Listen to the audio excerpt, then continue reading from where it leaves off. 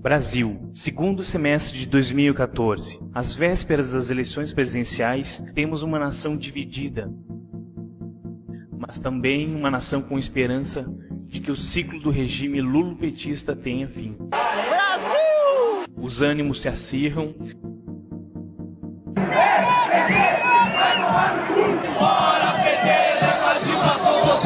Principalmente em quem antevê uma derrota vexatória. Partido Comunista Brasileiro! Vem cá! Aqui! Vem, loirinha de merda! Pela primeira vez em décadas, os setores conservadores e liberais convergem em uma pauta conjunta, tendo grande repercussão e elevando o nível do debate eleitoral. Porém, com o resultado das eleições, esses setores não demonstram resignação, e sim perplexidade, não só com os inúmeros casos de fraude relatados por eleitores. Olha o pendrive da urna jogado fora. Meu voto não foi computado. Foi proibido que eu já havia votado. Quando fui votar para presidente, aí deu fim. A urna está dizendo que eu já votei e não votei. Constou na urna que eu já havia votado. Mas também com o próprio sistema de apuração dos votos imposto pelo TSE. Frente a estas evidências, o eleitor pergunta-se: como pode ter ocorrido a fraude? Sob a responsabilidade de quem essa fraude ocorreu? São essas as perguntas que este vídeo quer responder.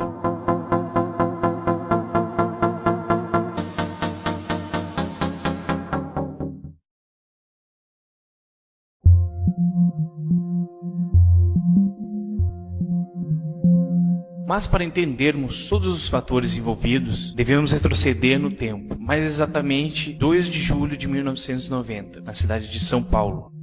Esse é o ano da criação do Foro de São Paulo. Esta organização foi criada por iniciativa de Fidel Castro e de Luiz Inácio Lula da Silva.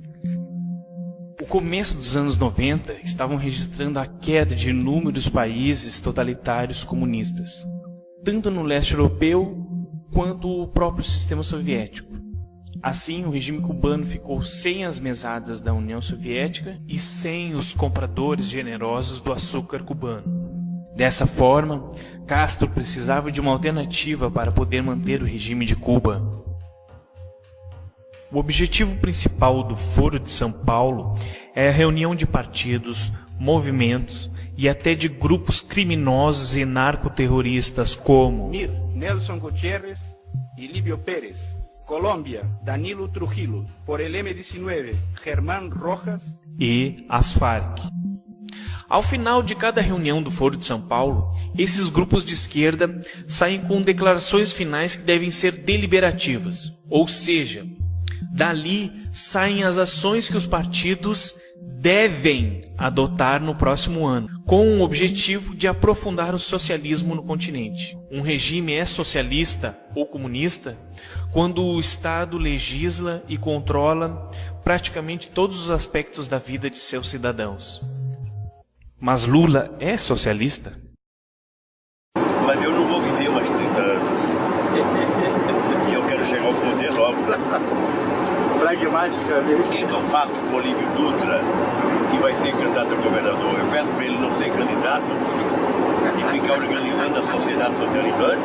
Ou eu quero que ele ganhe as eleições, que vereadores do PT se elejam, que prefeitos, e a gente vai mudando a relação do Estado com a sociedade e vai contribuindo, não é? Os dois ex-operários, Walesa e Lula, sempre tiveram uma relação de rivalidade. Nesta entrevista, o polonês afirma que o presidente Lula quer implantar o socialismo no Brasil. Por ocasião do 4º Foro de São Paulo, realizado em 1993, em Cuba, Fidel Castro disse: "O que pode fazer a esquerda latino-americana que não seja a consciência para a unidade? Isso, a unidade, deve ser inscrita nas bandeiras da esquerda. Nenhum futuro teremos sem a integração." Veja que Castro está falando em unidade, em integração em 1993. A cada ano, mais e mais países latino-americanos têm adotado políticas pró-Cuba. Era o que o regime cubano necessitava para ser novamente financiado. e encaminhando esses países rumo ao socialismo. Venezuela, Equador, Bolívia, El Salvador, Argentina. E o Brasil? Qual o papel do Brasil na estratégia do Foro de São Paulo? A política externa brasileira dá alguns exemplos de como o Brasil foi permissivo nos últimos anos com as nações governadas por representantes do Foro de São Paulo.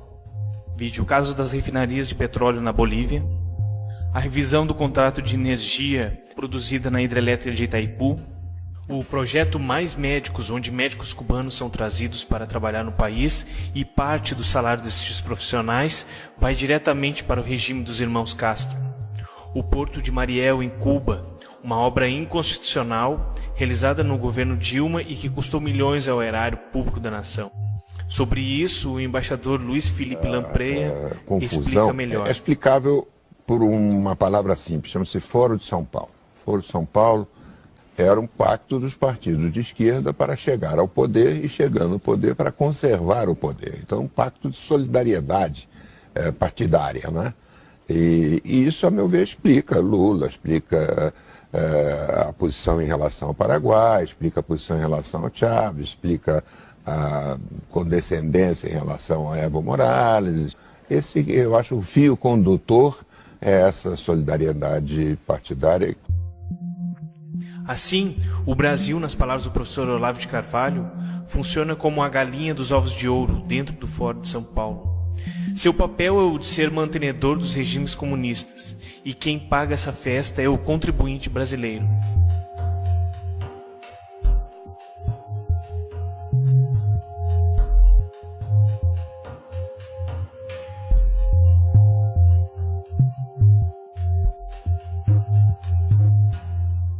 Os representantes do Foro de São Paulo sempre tiveram grande carinho pelo regime imposto por Chávez à Venezuela, principalmente Fidel Castro e Lula, mesmo quando o país demonstrava caos econômico e autoritarismo. Companheiros e companheiras, em 1990, a esquerda só estava no poder em Cuba. Hoje, governamos um grande número de países, e mesmo onde ainda somos oposição, os partidos do Fórum têm uma influência crescente na vida política e social.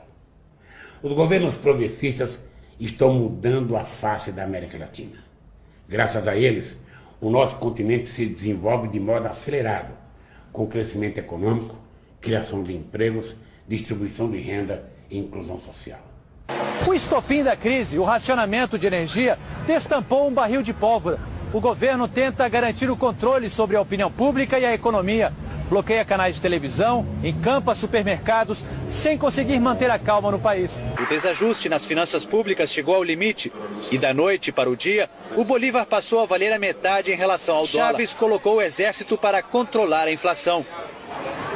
Em 30 dias, quase 2.000 estabelecimentos foram fechados. Sob a liderança de Chávez, as classes populares nunca foram tratadas com tanto respeito, carinho e dignidade. Volta a fita. Sob a liderança de Chávez, as classes populares nunca foram tratadas com tanto respeito, carinho e dignidade. Chávez, conte comigo. Conte conosco do PT. Conte com a solidariedade e apoio de cada militante de esquerda, de cada democrata e de cada latino-americano. Tua vitória será a nossa vitória. Com a morte de Chávez e com o medo de que o chavismo tivesse fim, Lula mais uma vez interfere nos interesses da nação venezuelana e defende a eleição de Nicolás Maduro. Eu conheci Nicolás Maduro, que me surpreendeu desde o primeiro momento por sua competência, o amor por seu povo e, principalmente, pela grande afinidade de pensamento com o presidente Chávez, em especial na defesa dos mais pobres. Maduro se destacou brilhantemente na luta para projetar a Venezuela no mundo e na construção de uma América Latina mais democrática e solidária. Que todo el mundo sepa que vivimos una dictadura bajo Nicolás Maduro.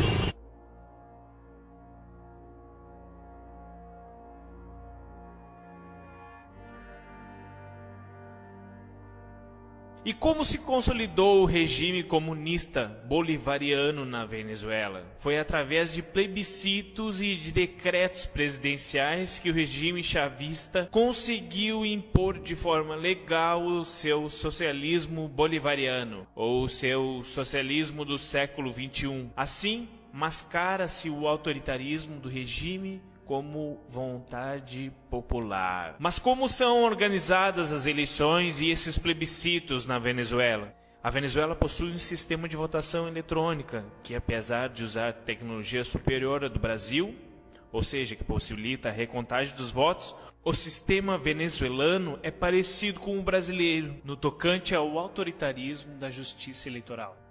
Reportagens veiculadas no ano de 2008 já apontavam irregularidades e incoerências na totalização dos votos e das dificuldades, impedimentos e restrições que a Justiça Eleitoral e o TSE impuseram a qualquer tentativa de investigar ou auditar o sistema eletrônico de votação. Guarulhos, na Grande São Paulo, é o segundo maior colégio eleitoral do estado. Porque o meu candidato pareceu outro. Candidato a vereador na última eleição, Antônio pediu a anulação do resultado. Milhares de pessoas falando que existe a fraude, que foram votar e não tem o voto delas lá. E agora eu sou obrigado a acreditar só no TSE, só o TSE que fala a verdade. Várias cidades do Brasil, onde os candidatos estão reclamando, eles estão sendo taxados de candidatos derrotados. Derrotado é o eleitor, que pensa que elegeu um candidato, quando na verdade ele está elegendo outro. Derrotado é a democracia. Outra crítica é o acúmulo de poderes do sistema eleitoral brasileiro, que compra, programa e distribui as urnas eletrônicas, verifica todas as etapas do processo, é responsável por definir as regras da fiscalização e também por se fiscalizar. Amilcar Brunazzo é engenheiro formado pela USP, especializado em segurança de dados.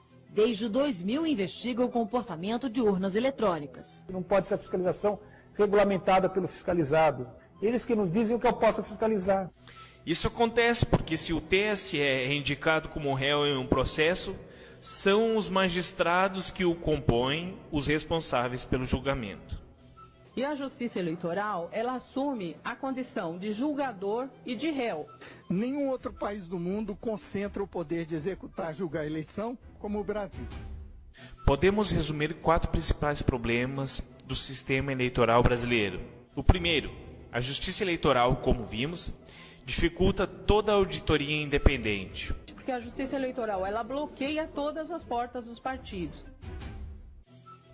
O segundo é que o sistema eleitoral não é auditável, ou seja, não é possível encontrar e recontar os votos antes que esses tenham passado por qualquer tipo de sistema eletrônico que possa modificar a contagem. Se você for pedir uma recontagem numa urna eletrônica, qualquer urna que for, ela vai te dar só a totalização. Terceiro, é que o TSE contrata empresas sem necessidade de licitação e que possuem um passado duvidoso. Uma das empresas que atua tanto nas eleições brasileiras quanto nas eleições venezuelanas é a Smartmatic. A Smartmatic não só é venezuelana, mas como recebeu investimentos diretos de Hugo Chávez. No Brasil, essa companhia é responsável pela comunicação de dados via satélite e em pelo menos 2 países responde por processos de fraude eleitoral.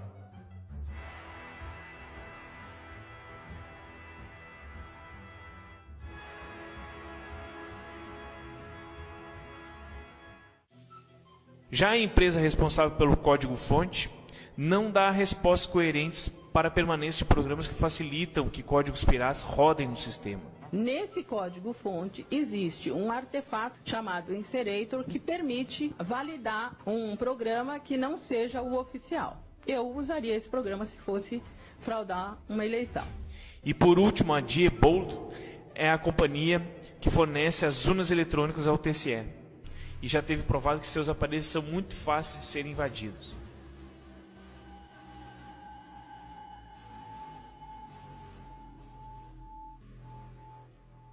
Quarto e último ponto é que a apuração final dos votos é realizada de maneira secreta. Um grupo seleto de técnicos do TSE ficou responsável pelo processo de soma final. Você acredita que uma apuração secreta em qualquer tipo de eleição seja válida? E se a apuração só seria pública a partir das 20 horas, por que petistas ligados ao Planalto estavam comemorando antes desse horário? A apuração não era secreta? Esse é o sistema eleitoral que temos à disposição. Essa situação é agravada ao sabermos que o presidente do TSE é um petista. Em maio de 2014, foi escolhido para presidir o TSE o ministro do Supremo Tribunal Federal, Antônio Dias Toffoli. Dias Toffoli exibe em seu currículo os cargos de assessor jurídico do Partido dos Trabalhadores, foi advogado do PT nas campanhas de Lula à presidência e foi subchefe da área de assuntos jurídicos da Casa Civil da Presidência da República, durante a gestão de José Dirceu. Ou seja, Toffoli é um petista. E sabendo que é a própria Justiça Eleitoral que julga os processos em que ela é ré, sendo seu presidente um petista, é o mesmo que escalaram Maradona como juiz de uma final do Copa do Mundo entre Brasil e Argentina. Outro agravante, e que não está sendo investigado apropriadamente, é que diferentes métodos científicos revelam incongruências na apuração dos votos. Vejamos 2 exemplos. As inconformidades encontradas no comportamento probabilístico dos votos através de modelos estatísticos baseados na lei de Benford. E na constatação de que qualquer programador, através de poucas linhas de código e com acesso às urnas eletrônicas, pode converter votos de um candidato a outro. A prova peremptória de que ocorreu a fraude não há. Porém, sobram evidências e um sem número de falhas no sistema eleitoral. E além disso, um partido que arquitetou os 2 maiores esquemas de corrupção da história republicana. Um partido que mente. Um partido ligado a diversas ditaduras e regimes autoritários. Um partido que mata. Um partido ligado a um narcotráfico. Enfim, um partido que mais parece uma organização criminosa e com todos os meios necessários à disposição, teria algum impedimento moral para não fraudar as eleições? Se essa situação não for denunciada, o socialismo pode ser implantado com uma maquiagem democrática em nosso país e em todo o continente americano. Aquela integração latino-americana que Fidel apregoava em 1993 está agora em plena efetivação, com o desenvolvimento da pátria grande socialista, que todos os governantes do Foro de São Paulo insistem em defender e que os idiotas úteis repetem sem pensar em suas implicações reais.